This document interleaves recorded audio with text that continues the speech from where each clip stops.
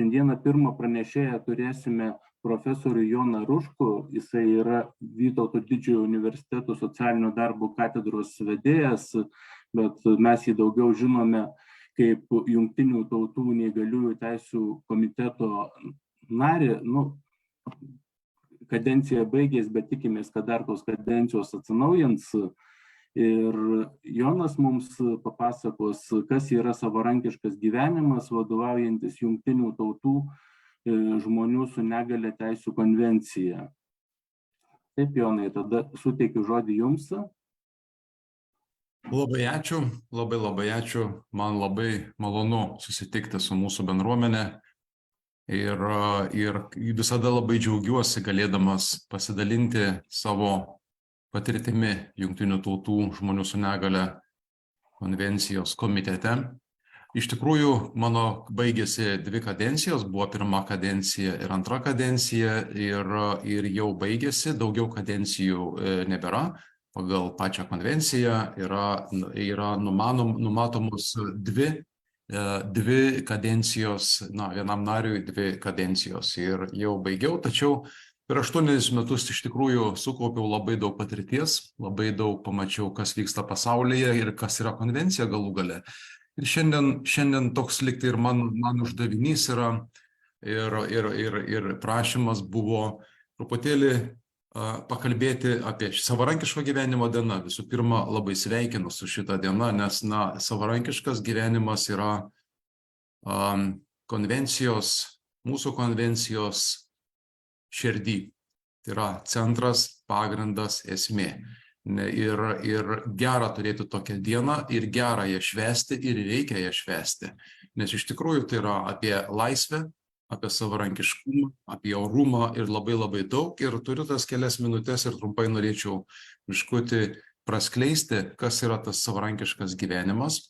Ir tam, kad tą jau ir užsiminiau, tam, kad suprasti, kas yra savarankiškas gyvenimas, reikia suprasti, kas yra konvencija, kodėl yra konvencija, kodėl jos reikėjo, kodėl jinai buvo rašoma ir kodėl ją rašė kažkada, vadinamame ad hoc arba tokiam susirinkimui, čia toks terminas reiškia, kad ad hoc susirinkimai vykdavo Niujorke prieš ją priimant ir suvažiuodavo žmonės su negalia iš viso pasaulio, turintis įvairių negalių ir kūrė konvenciją, rašė konvenciją, ginčijosi dėl jos. Ir galų gale jinai buvo parašyta ir priimta. Ir reikia suprasti, kodėl jos reikėjo. Kodėl konvencija davė tokį milžinišką pokytį, dar taip vadinamą paradigminį pokytį, tai yra apskritai mąstymo pakeitimą. Kodėl? Ką reikėjo, kokį mąstymą reikėjo keisti tiek žmonių, kalbant apie žmonių mąstymą, tiek kalbant apie valstybių turimas politinės priemonės, įstatymus, kalbant apie žmonės su negalia. Ir visa tai yra susijęs būtent su savarankiškumu. Vienas iš svarbiausių aspektų, jeigu ne viską galime suvesti į savarankiškumo sampratą. Ir dar vienas dalykas, gerai, kad mes kalbam apie tai, reikia apie tai diskutuoti mums patiems, nes aš matau, kiek dar daug savarankiškumas yra, sakykime taip, neteisingai interpretuojamas ir mūsų pačių bendruomeniai. Todėl galbūt ir truputėlį pabandysiu paaiškinti ir pasiaiškinti, apie ką iš tikrųjų tai yra. Paprastai kalbant, labai dažnai pastebiu ir net savo artimiausiai aplinkoje, kalbu apie žmonės su negalia, kad suprantamas, kad savarankiškumas tai gebėjimas veikti pačiam vienam. Savarankiškai arba kitaip tariant, pačiam vienam daryti. Ir tas mąstymas nesugebu jis išlieka, ar galiu, ar negaliu. Ir netgi pastebėjau, netgi ten, kur kalbėsim, bus šią temą apie neveiksnumą ir vertinimą, net ir mūsų, žmonės sako, tas jau žmogus jau sugeba daug ką daryti pats, vadinasi, nebereikia neveiksnumo, reikia suteikti veiksnumą su visais, nes tas žmogus jau sugeba pats įsėsti autobusą, nuvažiuoti pats vienas. Žodžiu, pats vienas daugiau gali daryti. Tai iš karto noriu pasakyti, kad čia yra klaidingas mąstymas. Tai ne apie tai konvencija yra. Konvencija ir tiesą sakant, dar truputėlį paaštrinsiu klausimą. Mes turime labai didelę bėdą su žodžiu negalia ir neįgalumas. Mes ją esam priėmę, tai yra gerai, mes kito žodžio ir neturim. Tačiau žodis negalia buvo išverstas iš realiai, nes pakeitė dar bjauresnį žodyną arba bjaurų žodyną mūsų atžvilgių. Ir iš tikrųjų žodis negalia, jisai tapo toksai nestigmatizuotas, netiketizuotas, viskas normaliai, bet iš tikrųjų yra labai labai klaidingas ir mus pačius klaidina. Nes išverstas iš lietuvių kalbos lituanistų, ne pačių žmonių su negale, ir išverstas iš anglų kalbos, atsiprašau, ir anglų kalbos žodžio disabled arba disability. Tuo tarpu, jeigu mes įsigilinsime šiek tiek ir suprasim, kas yra konvencija ir kas stovi už konvencijos, žodis disabled ir disability visai nėra negalia. Taip atrodytų gramatiškai, leksiškai paėmus dis, ne, ability galia ir tada gausim negale. Ne. Iš tos čia yra ne leksikinis, ne leksikos klausimas iš tikrųjų yra vertėjai, galbūt, kurie tai darė, jie tikrai turėjo pačius kilniausius tikslus, bet už to reikėjo suprasti, ką reiškia tas žodis disability. O disability visai nereiškia negalia. Disability anglų kalbos žodis reiškia išįgalintas arba nuįgalintas ir jis iš tikrųjų parodo, disability yra reiškia, kad žmonės su negale patiria diskriminaciją, kad žmonės su negale patiria engiamuosius santykius, kad žmonės su negale patiria reiškia galios santykius, kuriems jiems yra, ta prasme, atimamas tam tikras savarankiškumas arba neleidžiamas gyventi savarankiškai lygiai su visais. Tai yra antidiskriminacinė sąvoka. Tai yra disability žodis arba disabled žodis reiškia socialinę žmonių su negale padėtį, diskriminacinę. Dar angliškai yra terminas oppressive, ar ne? Opresinė, sakykime, galim irgi taip sakyti, kad žmonės su negale patiria galių santykius neigiamą prasme. Tuo tarpu žodis negalia reiškia žmogus negali. Žiūrėkit, kartais pasako, o ten vyriausybė negali, Seimas neįgalus, vyriausybė neįgali, ten kokie specialistai neįgalus, nežinau, taip sakoma. Tai va, čia yra svarbu ir tai pagauti, kad mes vėl suvedam į paties žmogaus gebėjimą arba negebėjimą vienam pačiam kažką veikti. Ir tada liktai manom, kad, na gerai, jeigu žmogus turi, panaudosiu ne konvencijos sąvoką, bet labai dažnai naudojama, kad lengviau suprasti, didelį arba sunkią negalę. Konvencijoje tokios žodžio sunkia negalė nėra. Bet jeigu tarkime, tai reiškia, tai normalu, jeigu žmogus daug ko negali, tai vadinasi, iš tikrųjų negali pats vienas daug ko daryti, vadinasi, negali ir vadinasi, mes galime tuomet, taip ir pasakysiu, atimti žmogaus teisės arba riboti rimtai, iš esmės riboti žmogaus teisės. Taigi, kas yra savarankiškumas? Savarankiškumas tai yra suprasti galių santykius, tai yra, kad kažkas arba kitaip tariant, tai yra laisvė ir savo paties gyvenimo kontrolė. Savarankiškumas tai reiškia pačiam spręsti. Pačiam spręsti, kur man būti, kaip man būti, kuo man būti. Ir taip pat savarankiškumas tai reiškia ir teisė klysti.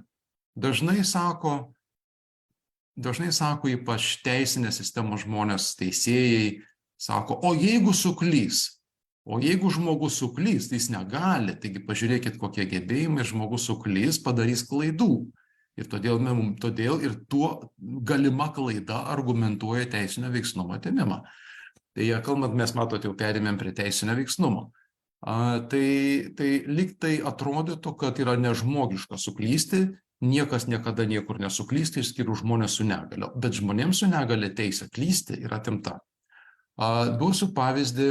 Truputėlį aš nubėgu iš karto toliau, man teko dalyvauti byloje Jungtinių tautų ir neįgaliųjų teisių komiteto byloje prieš Vengriją 2019 metais jau ir tuomet klausiu vieno teisėjo, labai aukšto rango teisėjo Vengrijoje, kaip jūs nustatot neveiksnumą? Mes dabar apie neveiksnumą iš karto perėjau, ar ne? Neveiksnumas yra viena didžiausių savarankiškumo arba žmogaus teisų apskritai laisvės atėmimo arba ribojimų formų.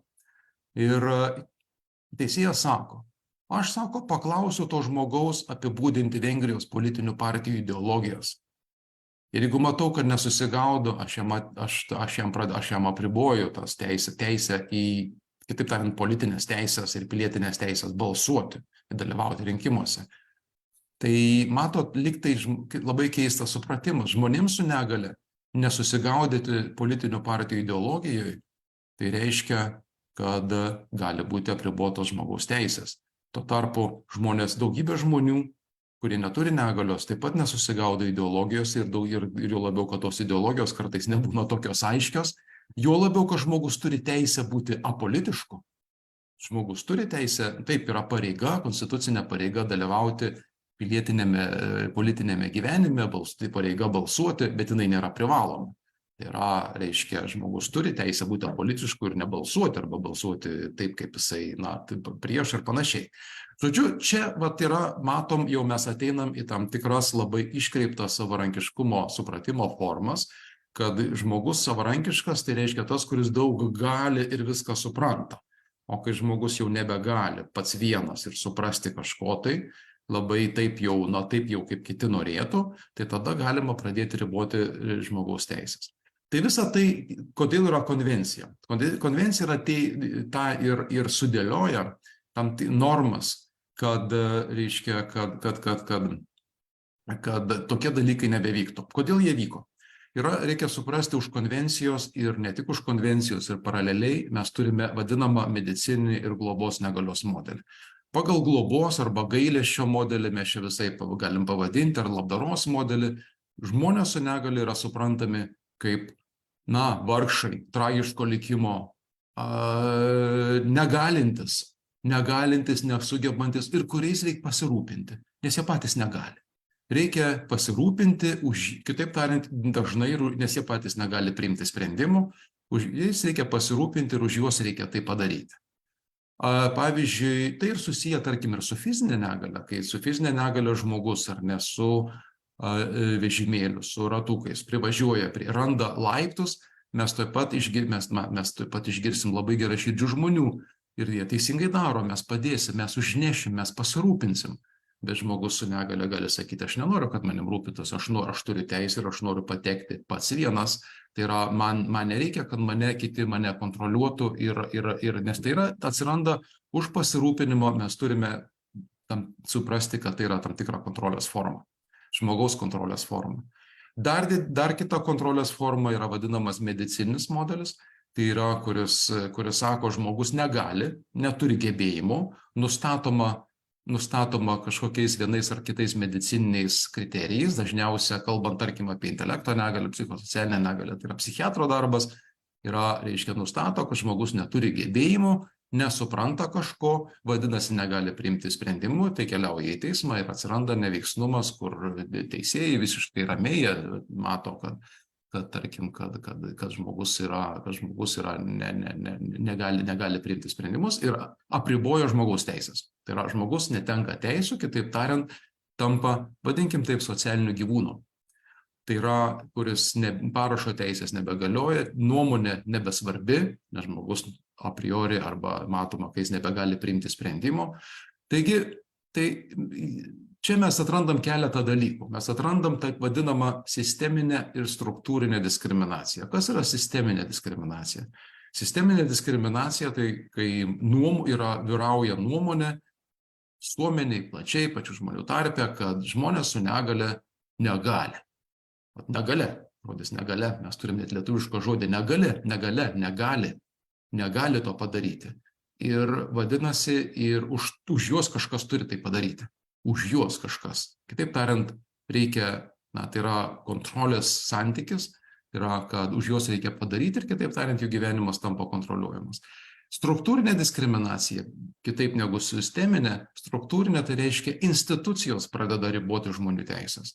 Institucijos tai reiškia, kad štai, pavyzdžiui, apie neveiksnumą, ką mes sakėm, mes turime civilinį kodeksą, kuriuo, reiškia, pagrindu gali būti ribojamos žmogaus teisės, tai yra teisė priimti sprendimus, teisė, reiškia, išsakyti savo nuomonę, išreikšti savo nuomonę ir kad ta nuomonė turėtų teisinę galią. Tai čia mes ir už to dar taip pat mes turime psichiatrinį negebėjimo vertinimą. Tai jie vadina gebėjimo vertinimu, bet iš principo tai yra skirta realiai orientuoti, nes tik tai tiem žmonėm vertina psichiatrinius arba psichinius arba intelekto gebėjimus ir tai yra skirta negebėjimams nustatyti. Ir tuo pagrindu yra priimamas vadinamas neveiksnumas arba pakaitinis sprendimų priėmimas, kai už žmogų teisinę galią turinčius sprendimus priima kitas žmogus, o jeigu žmogus yra patalpintas į globos instituciją, tai žinote, globėjais patampa direktoriai, kurie sprendžia, globos įstaigų direktoriai, kurie, jeigu, tarkim, šeimos nariai dėl vienų ar kitų priežasčių nėra jų arba jie negali, reiškia, tada kažkas, tai yra laikoma globos forma, tai yra laikoma apsaugos forma. Ir atsimenu dar netgi prieš keletą metų, prieš pat pandemiją, man teko būti Prancūzijoje, disertacijos gynime apie žmonių kurčiųjų teisės įkalinimo įstaigose.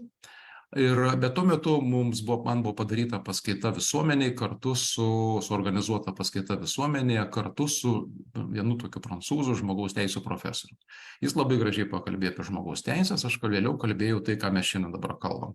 Ir jis, mano kolega, jisai labai nustebo, sako, palaukit, bet neveiksnumas yra būtinas. Pakaitinis sprendimų priėmimas yra būtinas, nes reikia apsaugoti žmogaus teisės. Vat matote, teisinė sistema ir netgi ten tas mano kolega žmogaus teisų profesorius, jisai apsauga arba žmogaus teisų ribojimas yra argumentuojamas kaip žmogaus teisų arba žmogaus apsauga. Tuo tarpu konvencija labai aiškiai pasako, visa tai yra diskriminacijos forma ir visa tai yra netgi, vadinkim taip, čia iš Vengrijos bylos, kiek reiškia, mes tai padarėm, mes visa tai, kas yra neveiksnumas, visa tai, kas yra žmonių patalpinimas į globos institucijas, tai yra šiurkšti diskriminacija, tai yra sisteminė ir struktūrinė diskriminacija ir šiurkšti žmonių su negalia diskriminacija, nes tai esmingai paveikia žmonių gyvenimus. Žmonės yra atskiriami nuo visuomenės, ir nebegali gyventi to gyvenimo ir turėti tų pačių galimybių, ką turi visi žmonės, kurie neturi negalios. Tai mes, jeigu dabar eisim į konvenciją, mes matom, kad ką sako konvencija. 8 konvencijos straipsnis sako, visuomenė turi būti šviečiama, kad visi žmonės turi teisę, tas pačias teisės, į laisvę, į lygybę, visi yra lygus.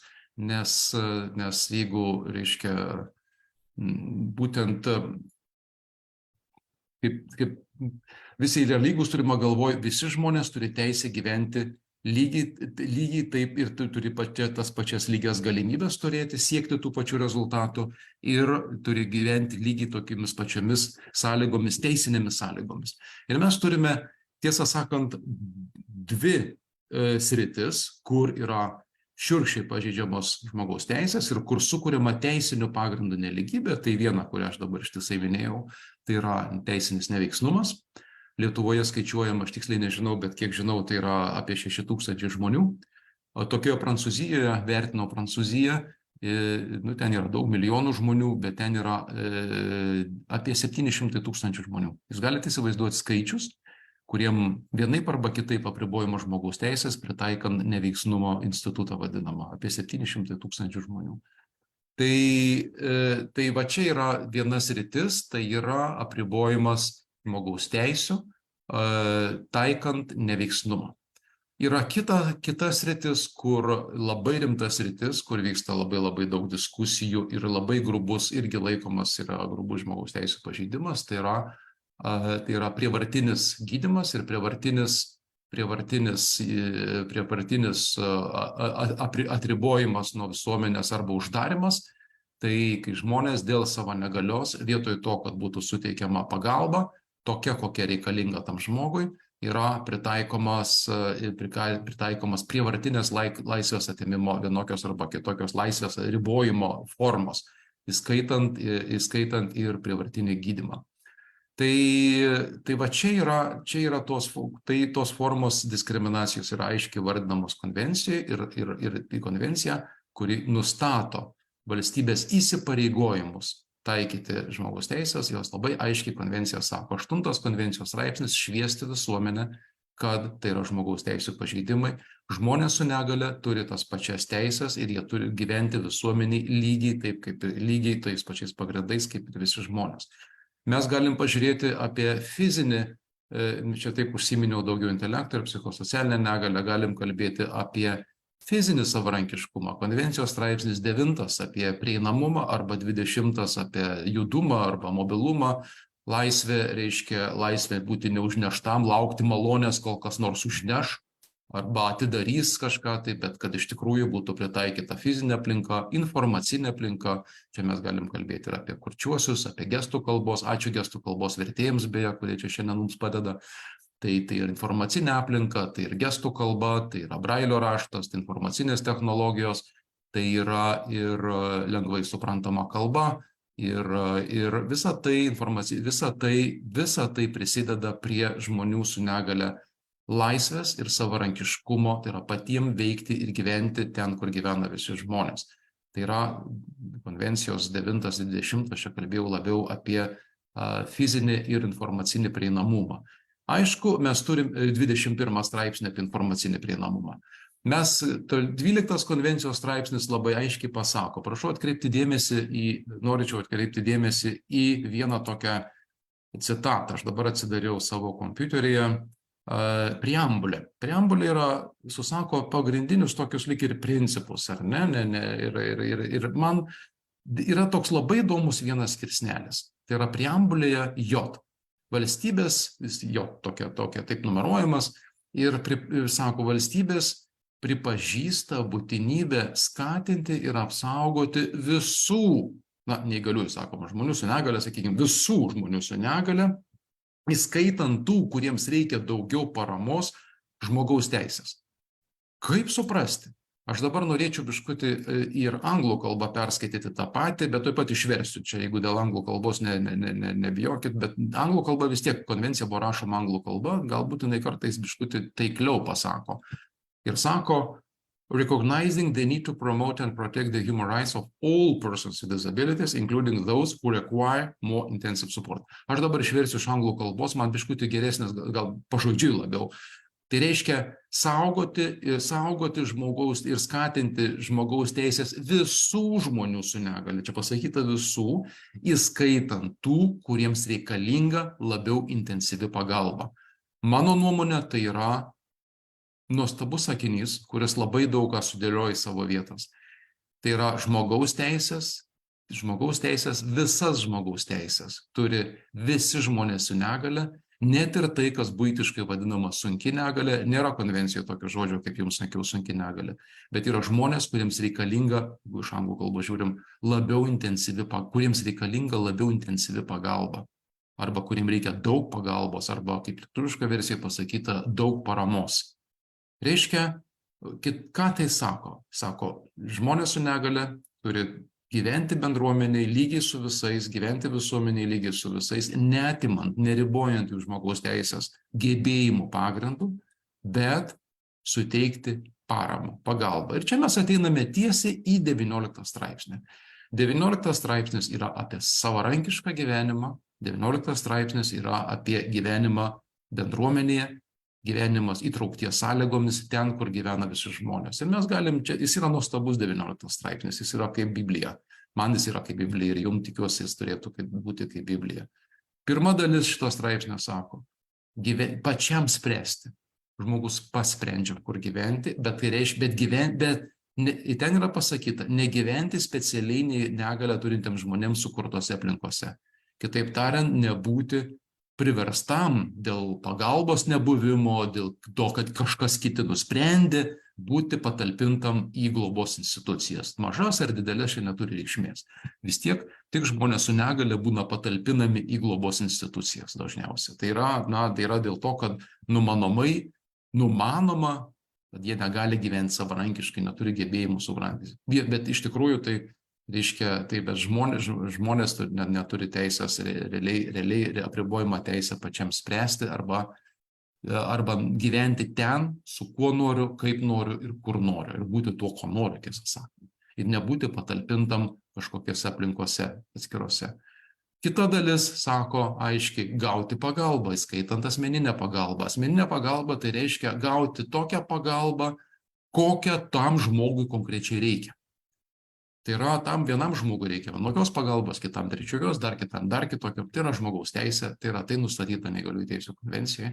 Gauti pagalbą, įskaitant pagalbą į namus, ar ne, asmeninę pagalbą, tokią, kokią tam žmogui konkrečiai reikia, kad žmogus galėtų gyventi ten, kur gyvena kiti žmonės ir visi žmonės, ir ten, kad galėtų gyventi savarankiškai, tai yra pats priimti sprendimus, tai pats spręsti, kur ir kaip, su kuo ir kaip būti. Ir yra trečia dalis 19 straipsnio apie prieinamumą, kad žmonės su teisė turi teisę turėti prieinamumą prie visų apskritai paslaugų ir įstaigų ar paslaugų, kurios yra, ar tai būtų švietimas, sveikata, ar tai bet kas, prieima prie tų pačių paslaugų, kokias turi ir visi žmonės, o ne kažkur tai atskirai. Kaip kartais globos įstaigose mes galime turėti ir kirpyklas, netgi ten vienose globos įstaigose esu matęs 3 ar 2 kabinetai kirpyklų, žmonės praktiškai negali eiti į miestą net apsikirpti. Eina kirpėjas, kuris reiškia ir tai yra viskas, vis sutelta, dirbtuvėlės, darbai kažkokie, tai jie, kai sako, čia truputėlį nuklystu į šoną vienoje globos įstaigoje, daro puikius keramikos kūrinius, sakau, gal jūs važiuojate su ta keramika į kaziuko mugės, pardavinėjate ar kažkur tai pateikėte parduotuvę. Ne, mes sakom, mes darom kaziuko mugės mūsų įstaigos hole. Va, tai čia sakykime apie tą uždarą gyvenimą ir atskirtį globos įstaigose.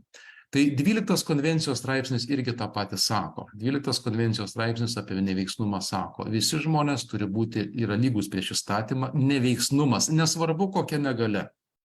Sunki, kaip pas mus kartais sako, didelė, arba, sakykime, konvencijos terminais, tiem žmonėms reikia labai daug pagalbos, visi turi būti pripažinti lygus prieš įstatymą. Neveiksnumas kaip toks, pilnas, dalinis ar bet koks, tai yra diskriminacija. Ir konvencijos 12 straipsnis sako, žmonės turi teisę savo valiai, savo preferencijai, išsakyti savo preferencijas, savo norus.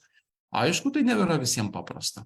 Tai bet tam yra reikalinga, vėl grįžtam prie to paties, pagalba, asmeninė pagalba arba taip, kaip sako konvencijos straipsnį, pagalba priimant sprendimus. Nes iš tikrųjų reiškia tam, kad kartais reikalingi teisiniai įvairūs dalykai, parašo teisę, išsakyti savo nuomonę, reikalinga pagalba priimant sprendimus. Ir tam yra būdai. Tai iš principo vis dėlto netgi yra manoma, kad ugdyti savarankiškumą, tai ugdykim gebėjimus, kuo daugiau išugdysim, žmogus įgys savarankiškumą ir tada atgaus veiksnumą. Ne apie tai savarankiškumas. Savarankiškumas tai ne tai, kad pradedi būti toks supermenas beveik, ar ne, viską pats mokėti galėti daryti. Ne vieno žmogaus nėra supermen. Tam ir yra supermenas žodis, ar ne? Visi kažkas kažkur negali. Taip žmonės su negale, jiem reikia daugiau pagalbos, kai kam reikia intensyvios ir didesnės pagalbos. Bet pačiam spręsti, gyventi savo namuose, spręsti kaip gyventi ir su kuo gyventi, tai yra žmogaus valia. Tai čia yra savarankiškumas, tai yra visų pirma teisinis pagrindas, tai yra visų pirma teisinis pagrindas, kad nebūtų ribojama žmogaus teisės, visų pirma per neveiksnumo institutą, antra, nebūtų ribojama žmogaus teisės per žmonės patalpinamas į specialiai negalėsim sukurtas kažkokias tai vietas, kur dažniausiai ten visiškai atskirai nuo tų vietų, kur žmonės visi gyvena. Trečias dalykas, kad žmonės ir kitas dalykas, kad gautų pagalbą, asmeninę pagalbą tam, kad galėtų gyventi, kad galėtų būti visuomeniai, galėtų dirbti, galėtų leisti laisvalaikį ten, kur tą daro visi žmonės.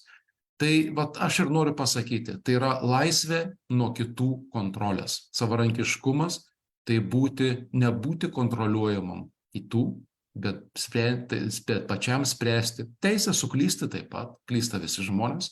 Kartais vėl grįžtu prie to, kas bus, jeigu suklys priimdamas finansinius sprendimus. Bet parodykit man nors vieną iš mūsų, kuris niekada nesuklydo priimdamas kažkokį vienokį arba kitokį finansinį sprendimą. Taip kad reiškia savarankiškumas, tai laisvė nuo kitų kontrolės. Laisvė laisvė savo valios, laisvė gyvenimo būdo ir laisvė ir galimybė ir arba tiesiog būtis gyvenimas ten, kur gyvena visi žmonės. Tai gal aš ir baigsiu, man atrodo jau per daug kalbų. Jeigu būtų klausimų ar ko nors mielai atsakysiu ir jeigu gal kažką neaiškiai pasakiau, tai tikrai galėsiu paaiškinti. Ir tai, nežinau, moderatorius turbūt pasakys, kaip čia mes toliau darom. Tai mielai, jeigu ką sakau, aš būnu čia ir dar kažkiek laiko tikrai galiu. Ir jeigu būtų klausimų ar patikslinimų norėtumėte išgirsti arba kažką neaiškiai pasakiau, labai prašau sakyti. Ačiū. Ačiū Jums labai už išsamų pranešimą. Aš visą laiką galvoju, kad būdamas teisininkas gerai žinau neįgaliųjų teisių konvenciją, bet kiekvieną kartą, kada Jūsų paklausau, iš naujo perkraunu baterijas ir jos būna pasikrovusios daug daugiau informacijos, daug daugiau žinių ir daug daugiau praktinio taikymo.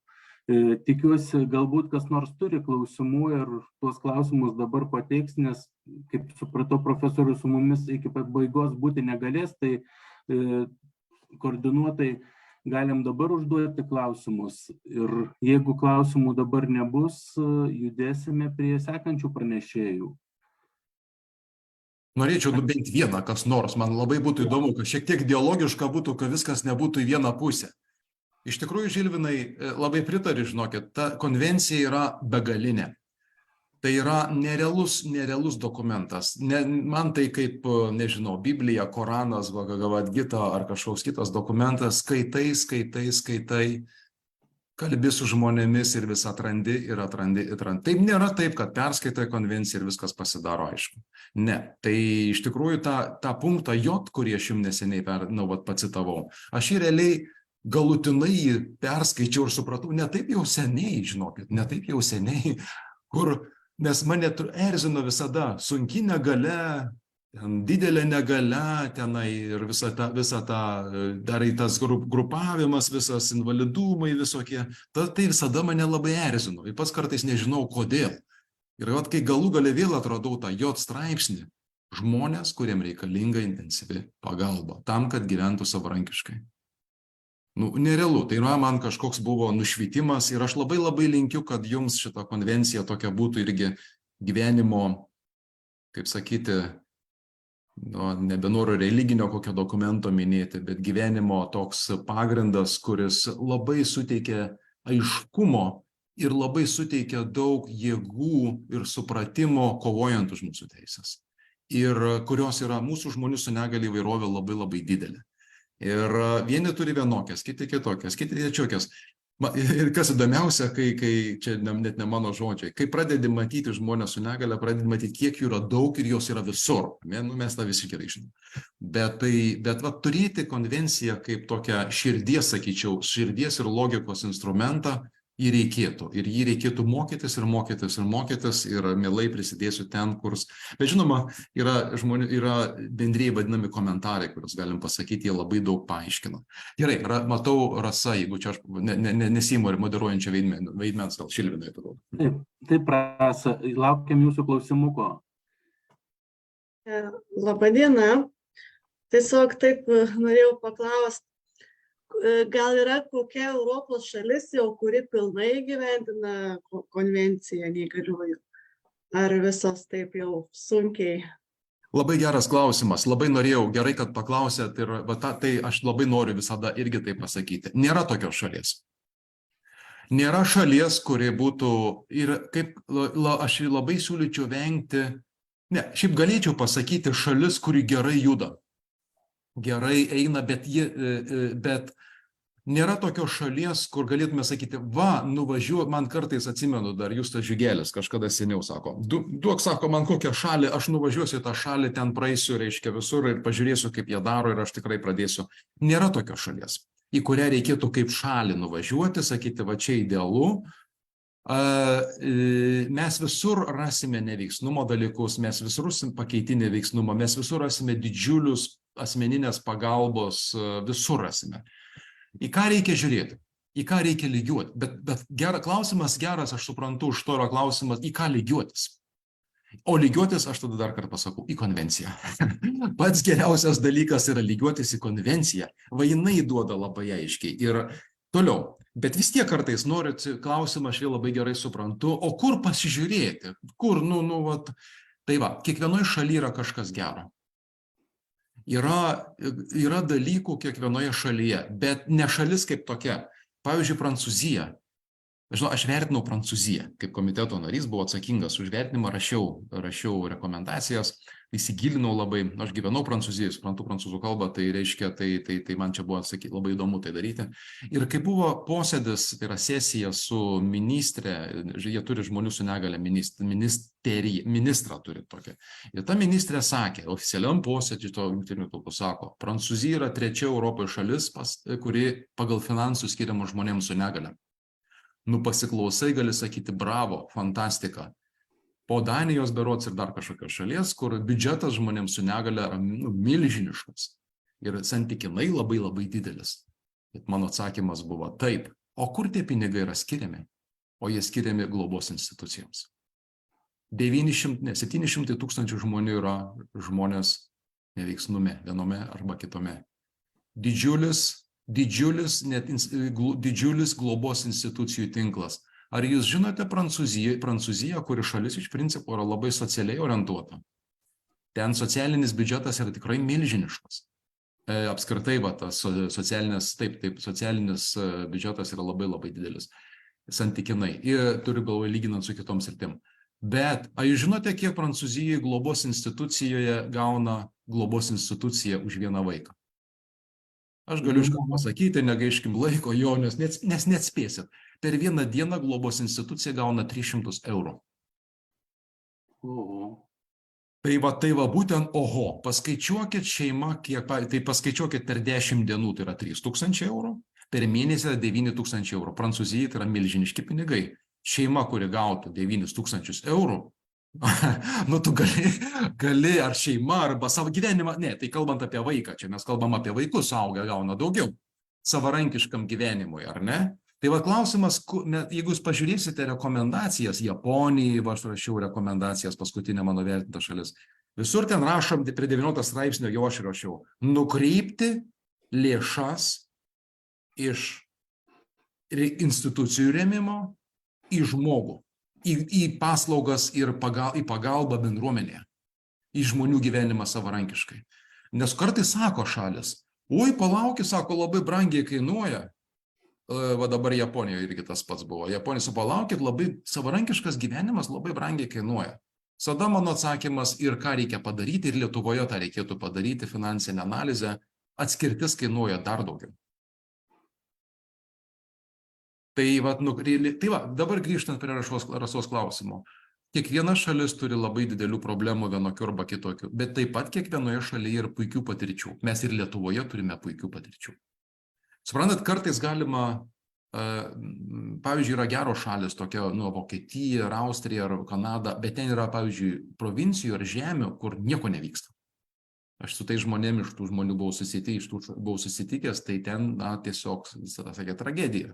Toj pačioj šaly, ten matot skirtingos, reiškia, tai savivaldybės. Va dabar ne veltui pasižiūrėkite, tiek su ministerija kalbėjau, su ministrė ir su neįgaliųjų forumas, jeigu žiūrėsit žmonės, dabar labai daug kas ateina į savivaldybių lygmenį. Ir mes dabar tą turėsim. Pradės labai skirtis pagal savivaldybės. Ir darbas, kuris turi vykti su savivaldybėm. Nauja tokia sritis atsiranda. Aš dabar per Arkos bendruomenę Raminta patvirtins, kaip reikia pradėti dirbti jau net nebe ministerinių lygmenių, bet savivaldybinių lygmenių. Ar ne? Nes prasideda ten, labai daug galių atiduota į savivaldybės. Tai pat atkreipkite dėmesį šitai. Ir mes Lietuvoje gali taip irgi atsitikti vieną dieną, kad kaip ir kokioje Kanadoje ir Vokietijoje, kai toj pačioj šaly jūs galite rasti nuostabių patirčių pagal konvenciją, o toj pačioj šaly galite rasti. Šiaip galite rasti labai blogų patirčių. Šiaip mano nuomonė, asmeninė nuomonė, ką aš esu patyręs, Ispanija yra gera šalis mums, bet ten irgi yra labai daug visko. Ir ta prasme neigiamų dalykų, kas yra žmonių kontrolės atėmimo ir savarankiško gyvenimo nebuvimo, bet jie juda. Ir žinot, kodėl Ispanija yra labai gera? Viena iš tų, kad labai yra aktyvus, vadinama ten CERME, taip ir vadinasi, CERME sutrumpintai, tai yra irgi skėtinė žmonių su negalia organizacija, ji yra labai aktyvi ir jinai tiesiog nuostabi. Tai ir vėl tai vyko dėl to, kad tie gerumai, kurie dabar kūrėsi Ispanijoje ir kurie darosi ten ir savarankiško gyvenimo prasme ir kitų, yra daug gerų labai dalykų. Tai yra dėl to, kad žmonių su negalia organizacijos, joms suteiktos daug galios. Jie turi įkūrę tą vadinamą observatorį arba stebyklą, kaip čia Lietuvoje pasakyti, stebėjimą, nepriklausomą stebėjimą, juos girdi ir yra geras santykis su valdžios institucijoms santykinai. Tai man tai iš principo Ispanija mūsų klausimų jinai patinka, jinai juda kaip šalis gera linkme. Tai gerai, labai ilgai atsakinėjau aš čia. Nieko tokio, Jonai. Jurga dar nori klausimą užduoti. Labadiena visiems. Dėkuoju už pranešimą, iš tikrųjų buvo įsamu ir kaip Žilvinas minėjo, kad vėl kažką naujo sužinom kiekvieną kartą. O dėl Ispanijos iš tikrųjų pritariu. Aš gal paminėsiu net vieną miestą, tai būtų Zaragoza, kur iš tikrųjų pirmą kartą mačiau, kad tokį laisvą miestą iš tikrųjų pritaikyta ir labai maloniai nustebino. Kadangi keliaujam nemažai, tai tenka pamatyti, kaip sakant. O norėjau klausimas būtų toks, kiek Lietuva jau žengia pirmin link tos konvencijos? Maždaug jūs galite palyginti, plius minus, ne? Jūs matot, kaip kitose šalyse, kiek Lietuva, aišku, mes esame maža tauta, mes negalim lygiuotis pilnumai su Prancūzija ar tiesiog su pačia Vokietija, bet ten irgi, kaip sakau, yra visur tų niuansų. Dėkui. Lietuva, mano nuomonė, vakar aš dalyvavau, gal kas, bet ten netransliavo, buvo labai gera konferencija, labai gera, man davė, buvau susitikę Lietuvos mokyklų asociacijų, mokyklų vadovų asociacijos buvo ten susirinkimas, toksai konferencija, Seimo narių buvo ir ministrė buvo, kalbėjo apie įtraukų švietimą. Ir aš tą sakiau, aš neskaitysiu iš naujo pranešimo, norėčiau, galėčiau, bet reiškia esmė įstatymas, kuris buvo priimtas dėl švietimo, buvo labai geras. Ir aš nebejoju, kai dabar Lietuva vertins vėl tame komitete, kur buvau, iš tikrai pagirs ir tikrai įstatymas yra labai geras. Mane gąsdina tik tai, kad yra norinčio atšaukti jį, pristabdyti, nes atseit mes nepasiruošę. Tai čia yra, aš taip ir pasakiau, ten ir ministrė girdėjo, tai būtų labai didelis regresas. Vietoj to, kad investuoti į įtraukų švietimą. Bet reiškia, toliau dabar tikrai labai gerą padarė darbą dabartinė vyriausybė su pakeitimu žmonių integracijos, neįgalių integracijos įstatymu. Dabar, žinote, turbūt, nuo 14 metų, jau Seime priimtas, nuo 14 metų įsigalioja žmonių su negale teisių apsaugos įstatymas. Tai yra jau, suprantat, teisių apsaugos. Žmonės su negale nebematomi kaip globos, kaip apskritai globėjiškų žvilgsnių žmonės su negale, bet žiūrima per žmogaus teisų prizmę. Tai yra labai gerai. Tai yra, tas įstatymas tikrai netobulas, tikrai yra ką kritikuoti, bet aš jį palaikiau kažkurioje vietoje dar priėmimo fazėje žmogaus teisų komitete Seime dar ir šiek tiek pakritikavau. Nes tikrai yra dėl ko kritikuoti, bet tai, kad jį priėmė ir aš jį palaikiau galutiniai fazai ir tikrai mane kvietė opozicija, bandė tenai kažką tai, kad sukiršiu, ne, aš tikrai nekvietė, jie net mane įrašė mane į savo sąrašą, ne savo, bet net neklausė manęs, man tas labai nepatiko. Radau, kad aš esu įtrauktas opozicijos, reiškia, pasisakymuose prieš, bet aš ten, manęs nieks net neklausė. Va čia tas savarankiškumas, vėl momentas. Manęs net neklausė, už mane nusprendė. Man tai labai nepatinka. Tai aš tikrai labai palaikiau tą įstatymą ir tikrai sveikinau ministrę, sveikinau visą komandą. Kodėl jie padarė gerai tą, iš principo gerai padarė, principinai. Todėl, kad jie dirbo su žmonėms su negalia organizacija. Todėl, kad jį girdėjo. Buvo gal šiek tiek pavėluotai įsijungę, bet iš tikrųjų buvo labai daug politinės valios dirbti su žmonių su negalia organizacijomis. Girdėti, klausyti, suprasti. Tai mano nuomonė, tie du įstatymai, tiek švietimo įstatymo, ypač to atsisakymas 29.10 punktas, kur galėjo mokyklos savo nuožiūrą nepriimti vaikų su negalia į mokyklą, pasakyti, mes neturim sąlygų ir eikit velniop maždaug, arba ir dabar tai yra pakeista ir tikrai yra akcentas gana didelis įtraukiam ugdymui, nepaisant to, kad ten irgi daug trūkumų yra. Ir tai yra, kad vaikai turi dabar teisės, nebe mokyklos turi teisę atsisakyti, nors mokyklos labai kovoja už savo teisę atsisakyti vaikų. Labai ginasi, bet, čia jau kita kalba.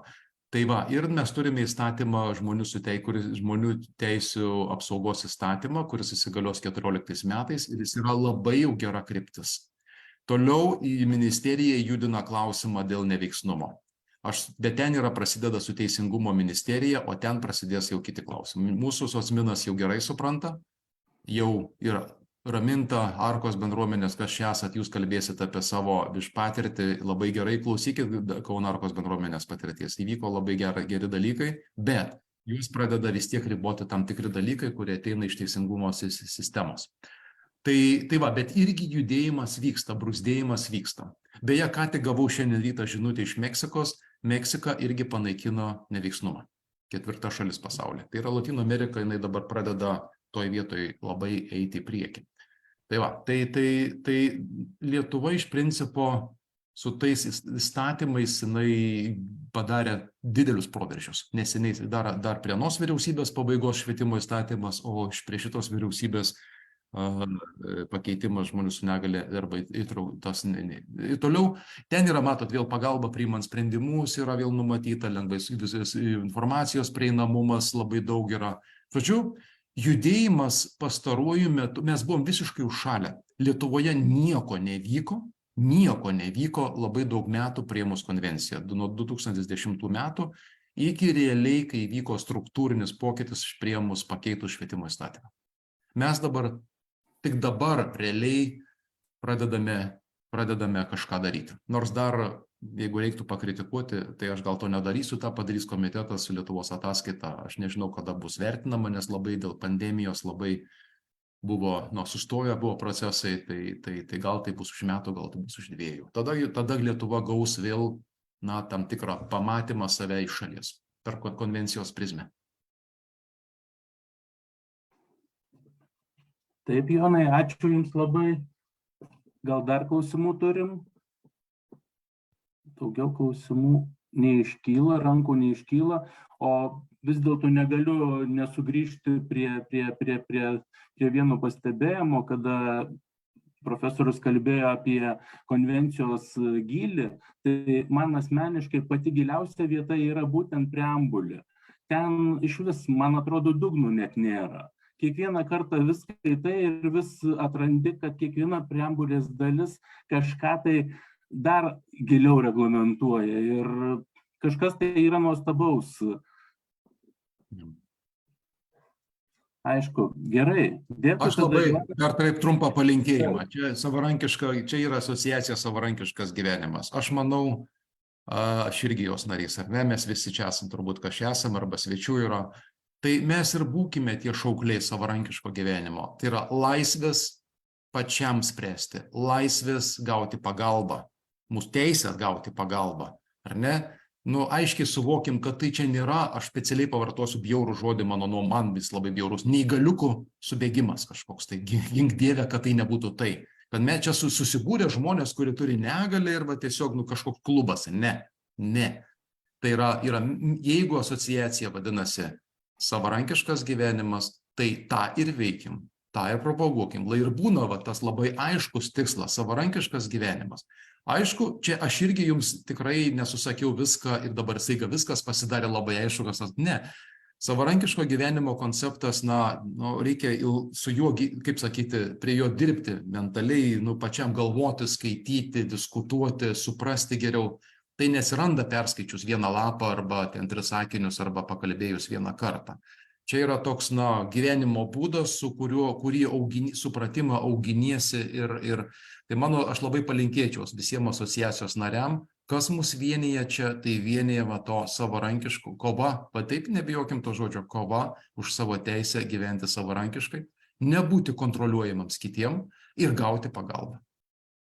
Ir kad būtų prieinamumas visuomenėje ten, kur žmonės visi turi prieinamumą, kad mes turėtume prieinamumą prie visų. Tai Suvokim savo asociaciją būtent tuo tikslu. Tai yra, gali būti kitos asociacijos, sakykime, kurios turės kitą kažkokią tai misiją. Aš manau, kad tą misiją labai svarbu suvokti būtent šitai asociacijai.